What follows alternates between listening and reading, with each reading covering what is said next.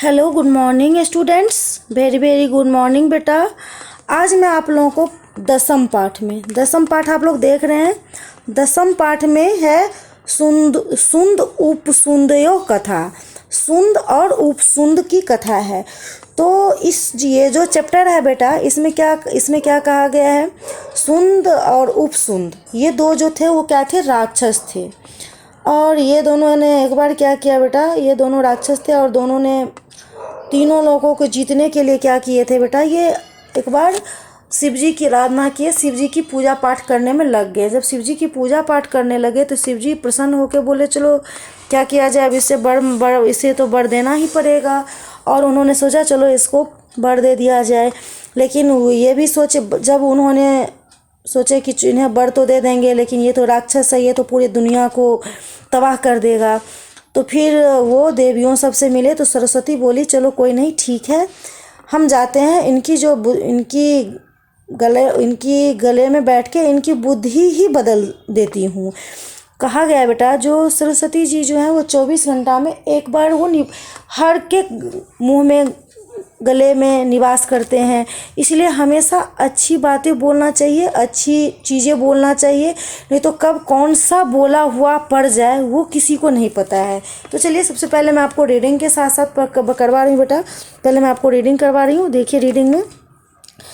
तो यही कहानी है। फिर उन्होंने सरस्वती जी ने उनके बुद्धि को बदल दिए।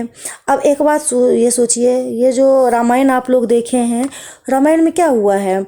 ये जो कैकई जो थी, कैकई तो राम से बहुत प्यार करती थी, लेकिन सरस्वती जी ही गले पे बैठ गए थे, जिस कारण से मंथरा ने उन्हें सिखाया कि तुम अपने बेटे को राजगद्दी दो, इन्हें वनवास दो, और वो उनके झांसे में आके ऐसा कर दिए। तो यही कहानी है। चलिए कहानी पढ़ के पहले सुनाती हूँ मैं, रीडिंग के साथ साथ मैं अर्थ भी बताती हूँ आप लोगों को। यहाँ पे है बेटा, पूरा काले सुंद उपसुंद इति नामनी दौ राक्षस आस्ताम तौ त्रिलोकं जेति चीरकालं चंद्रशेखर माराधीतवन्तो तयो तपसा भगवान परितुष्ट अभवत् शिवः तयो वरं वरयतम् इति विचारयत् तदा सर्वे देवा अचिंतयन् यत् एवं तु इमो राक्षसो त्रिलोकस्य निरीपो भविष्यत। अब देखो इसमें क्या कह रहा था बेटा, पूरा काले सुंद उपसुंद इति नामनी दो राक्षसो आस्ताम तो त्रिलोकं जेतु चिराकालं चंद्रशेखर माराधीत बंतो। अब यहाँ तो क्या कह रहा है बेटा, मैं आपको समझा रही हूँ। प्राचीन काल में सुंद और उपसुंद नाम के दो राक्षस थे। दोनों ने सोचा जो हम क्यों ना दोनों ने तीनों लोगों को जीतने के लिए बहुत समय तक क्या किया, शिव जी का आराधना किया। दोनों के तप से, अब यहाँ पे है ना, तयो तपसा भगवान परितुष्ट अभवत।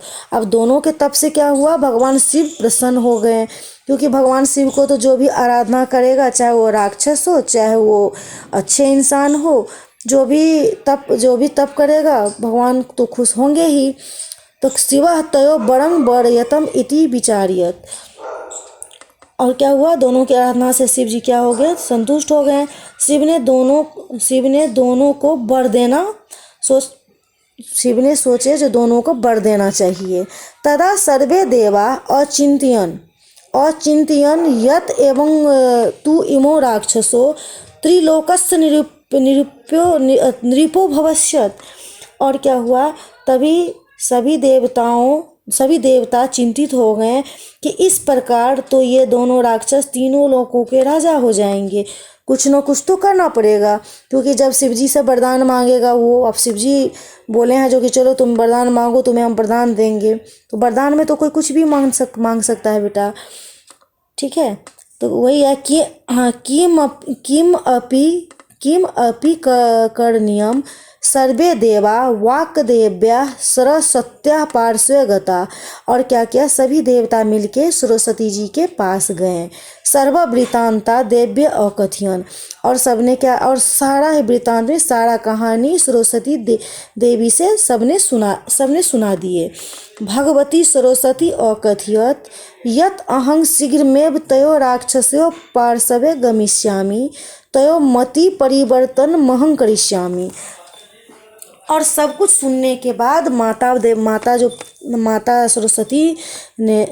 सरस्वती बोले, जो हम शीघ्र ही जल्दी ही राक्षस के पास जाती हूँ और उसी की जो बुद्धि है, मति है, उसी को मैं परिवर्तन कर देती हूँ। तदा तू देवा प्रसन्ना अभवन। और यह सब सुन के क्या हुआ, सारे भगवान प्रसन्न हो गए। सरस्वती उभयो राक्षसो मतिं परिवर्तित बती।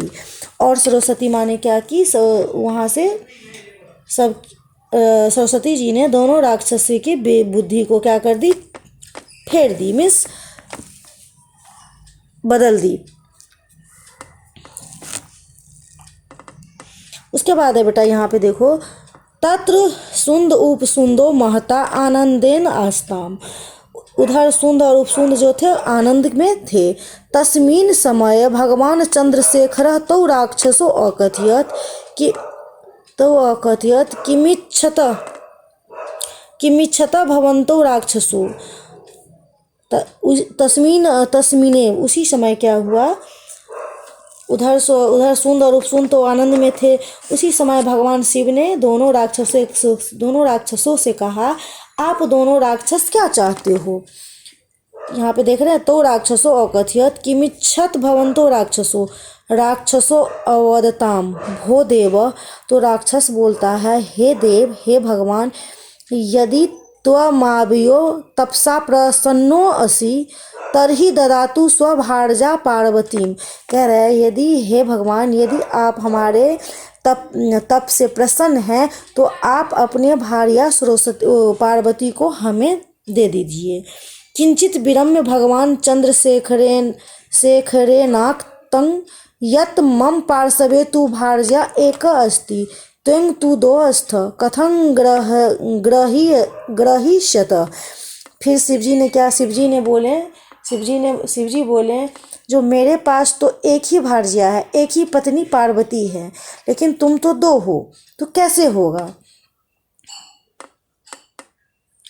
तपसा प्रभाव गृहीत्वा स्वफले पार्वतीं दत्वा भगवान चंद्रशेखर लुप्त अभवत। और उन्होंने क्या किया बेटा, यदि हम दोनों की यही क्या, उसके बाद क्या कह रहे हैं, कुछ रुककर भगवान शिव ने कहा, मेरे पास तो एक ही पत्नी है, तुम तो दो हो, कैसे ग्रहण करोगे, क्योंकि तुम तो दो हो, यहाँ मेरी तो भार्या एक ही है। परिणाम के रूप में पार्वती को तप के प्रभाव से ग्रहण करो।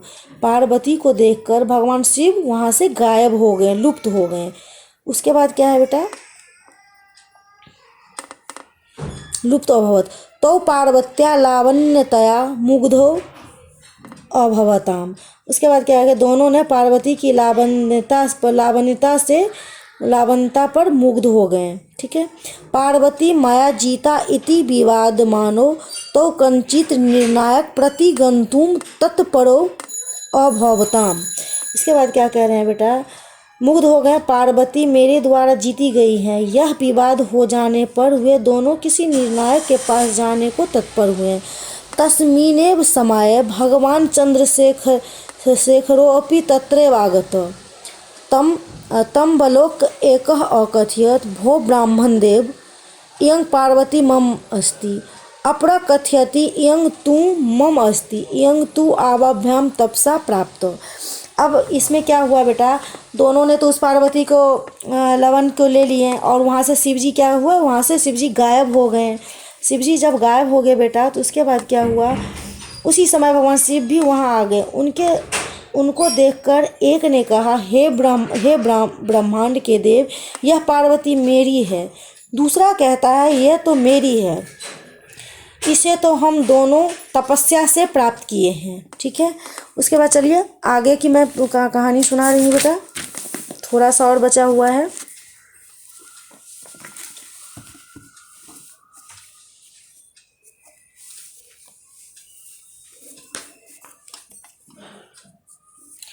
अब इसके बाद क्या है बेटा, तम बलोक्य तौ सर्व वृतांत तस्मै निवेदित बंतो भगवान चंद्रशेखर तौ अकथयत इयं तु युवाभ्याम तपसा जीता।